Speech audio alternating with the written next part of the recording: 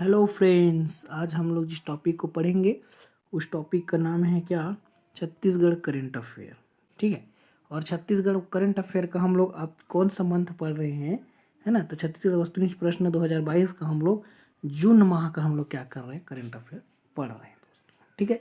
देखिए, आपको फर्स्ट क्या दिख रहा है? टाटीमारी पर्यटन स्थल किस जिले में स्थित है, इसको आपको जानना है। तो टाटीमारी कहाँ स्थित है? तो आप बताइए, रायपुर, बस्तर, सूरजपुर या कोंडागांव? ठीक है, आप बताइए कहाँ टाटीमारी। देखिए कौन है हमारा आंसर, तो हमारा आंसर है D is the right answer. ठीक है, चलिए हमारे नेक्स्ट क्वेश्चन पे चलते हैं। ये रहा हमारा नेक्स्ट क्वेश्चन। रामदाह पर्यटन केंद्र कहाँ स्थित है? आपको बताना है रामदाह कहाँ स्थित है। सूरजपुर, बस्तर, कोरिया, सरगुजा, सॉरी जसपुर, है ना? तो आप इसमें बताइए कहाँ है, तो आपको कहाँ आ जाएगा? D is the right answer. ठीक है, D is the right answer, है ना? ठीक है, चलिए सॉरी सॉरी, एक मिनट, आपका डी नहीं होगा दोस्त, है ना? ये गलती हो गया। आपका राइट आंसर होगा आपका ये सी, कोरिया, रामदा। क्योंकि आपका रानी दाह जलप्रपात है ना, वो आपका वहाँ स्थित है ना? लेकिन ये कोरिया में स्थित है। ठीक है, चलिए हमारा नेक्स्ट क्वेश्चन आता है। ये हमारा नेक्स्ट क्वेश्चन है। हाल ही में जारी डेल्टा रैंकिंग 2022 अप्रैल मंथ में मूलभूत ढांचा निर्माण क्षेत्र में छत्तीसगढ़ किस जिले को प्रथम पुरस्कार मिला है? कांकेर, बस्तर, दंतेवाड़ा या बीजापुर? डेल्टा रैंकिंग बताइए दोस्तों। ये डेल्टा रैंकिंग के बारे में है, यह सरकार है आपकी जो आकांक्षी जिलों के बारे में जारी करती है हर साल। तो इसमें आपका कौन सा आंसर होगा? तो इसका आंसर हो जाएगा आपका A, Kanker is the right answer. ठीक है, चलिए फिर देखते हैं इसके बारे में थोड़ा सा डिटेल में अध्ययन देखेंगे। ये आपको मैं बता चुका हूँ कि डेल्टा रैंकिंग 2022 में मूलभूत ढांचे निर्माण में कांकेर जिला प्रथम, बीजापुर जिला द्वितीय आया है। ठीक है, अब आपको मैं एक और बता दूं, इसमें थोड़ा सा कुछ और देखना पड़ेगा हमको। यहाँ क्या है, इसमें कुछ ये है कि आपका कृषि से संबंधित भी है।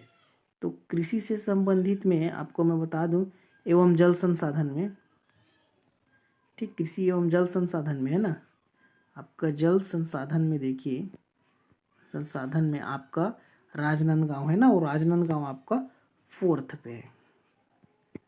ठीक है, राजनांदगांव आपका 4th रैंकिंग में है, इसको याद रखना है।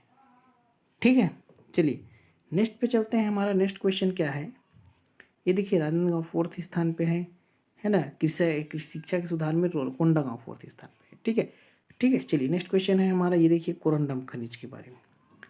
कोरंडम खनिज पदार्थ के बारे में कौन सा कथन सही है?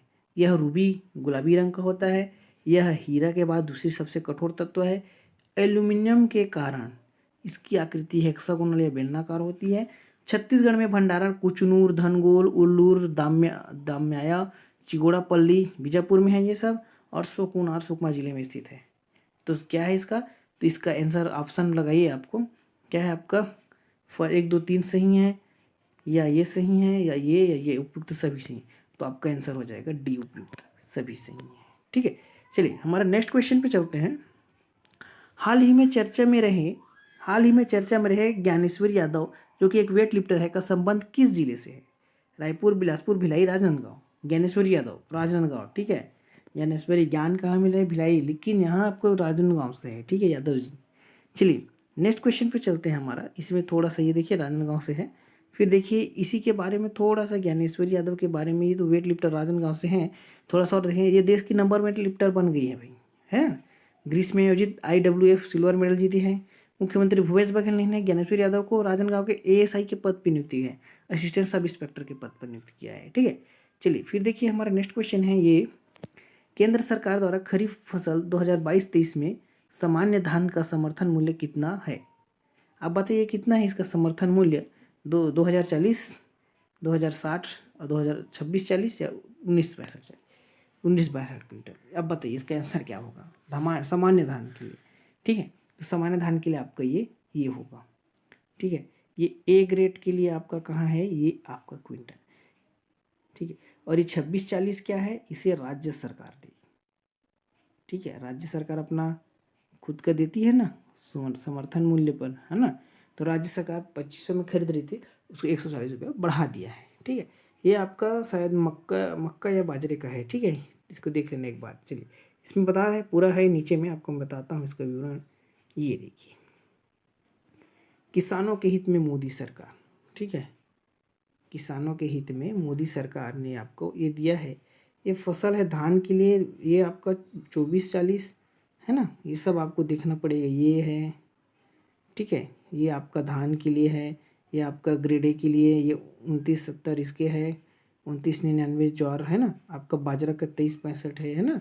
इसकी वृद्धि को भी देखिए, किसमें सर्वाधिक वृद्धि किया गया है, आपको इसको देखना है। ठीक है, रागी का आपको याद रखना है।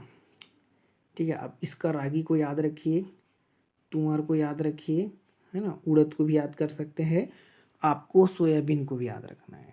ठीक है, ऐसे करके 2-4 का आपको याद रखिए, मोस्ट इंपॉर्टेंट का। फिर देखिए हमारा नेक्स्ट क्वेश्चन यहाँ देखिए क्या बोल रहे हैं। खेलो इंडिया यूथ गेम 2021 जो कि पंचकुला हरियाणा में हुआ था, छत्तीसगढ़ में कुल कितने पदक जीते। ये मैं नहीं है ना। ठीक है, छत्तीसगढ़ में कुल कितने पदक जीते, कितने पदक जीते देखिए, 11, 12, 10, 12, 15। कौन है आपका दोस्तों? इसका आंसर हो जाएगा आपका ए, 11 पदक दिए। देखिए थोड़ा सा इसका विस्तार से देख रहे हैं। ये देखिए पदक के बारे में, कितने पदक जीते हैं।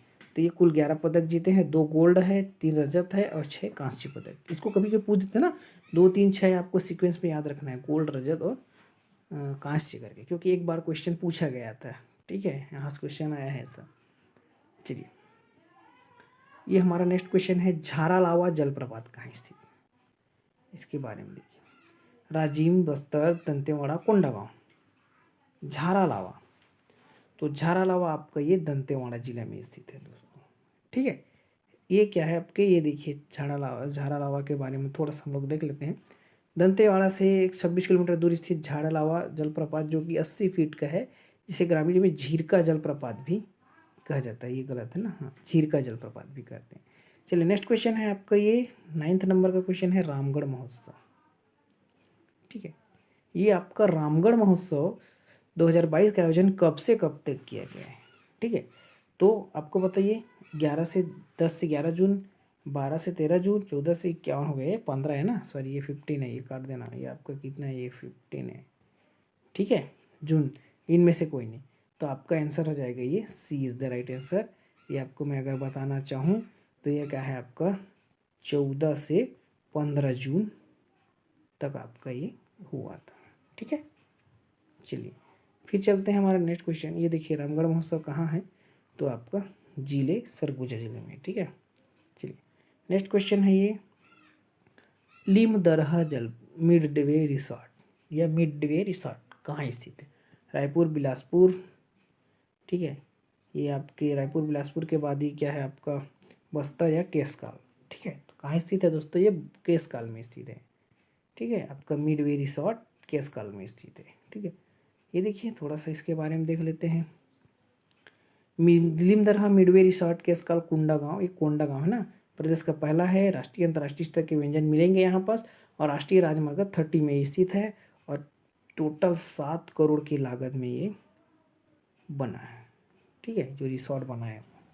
ठीक है, चलिए नेक्स्ट क्वेश्चन पे चलते हैं। हमारा अन्य महत्वपूर्ण फैक्ट के बारे में थोड़ा सा देख लेते हैं, फैक्ट क्या क्या कह रहा है।